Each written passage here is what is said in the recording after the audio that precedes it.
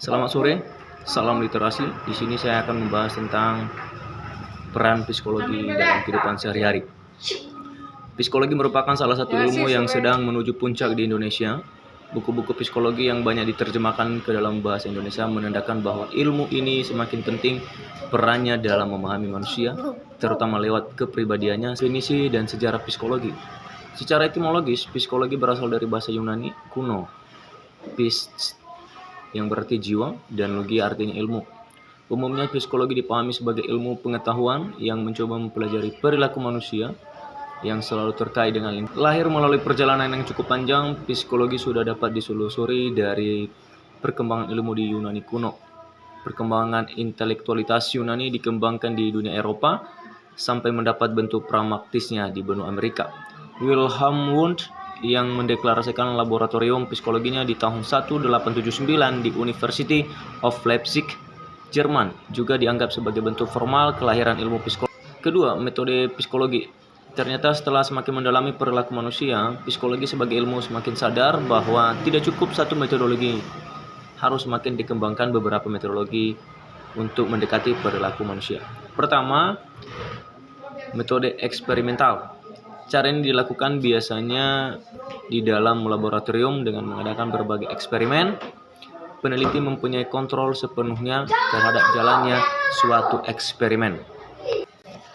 Kedua, observasi ilmiah. Pada pengamatan ilmiah, suatu hal pada situasi yang ditimbulkan tidak dengan sengaja, melainkan dengan proses ilmiah dan secara spontan. Observasi ilmiah dapat diterapkan pula pada tingkah laku yang lain. Misalnya saja tingkah laku orang-orang yang berada di toko serba ada, tingkah laku pengendara kendaraan bermotor di jalan raya, tingkah laku anak yang sedang bermain, perilaku orang dalam bencana alam, dan sebagainya. Ketiga, metode sejarah kehidupan.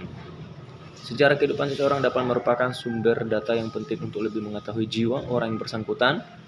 Misalnya dari cerita ibunya, seorang anak yang tidak naik kelas mungkin diketahui bahwa dia bukannya kurang pandai, tetapi minatnya sejak kecil memang di bidang musik sehingga dia tidak cukup serius untuk mengikuti pendidikan di sekolahnya.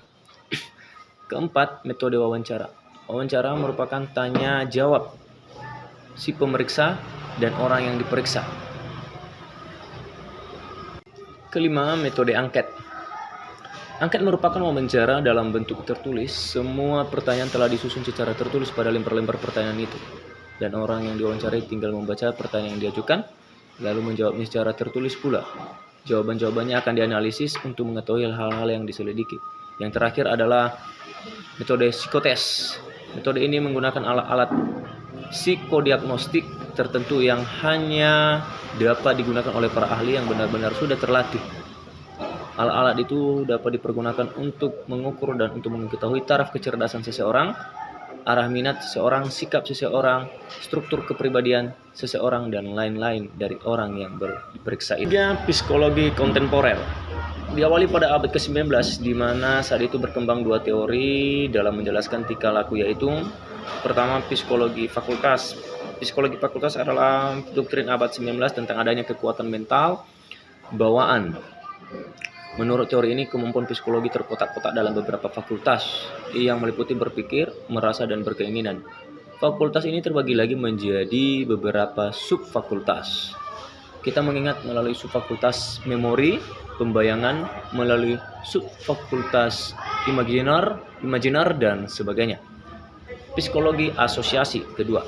Bagian dari psikologi kontemporer abad 19 yang mempercayai bahwa proses psikologi pada dasarnya adalah asosiasi ide, yaitu bahwa ide masuk melalui alat indera dan diasosiasikan berdasarkan prinsip-prinsip tertentu seperti kemiripan, kontras, dan kedekatan.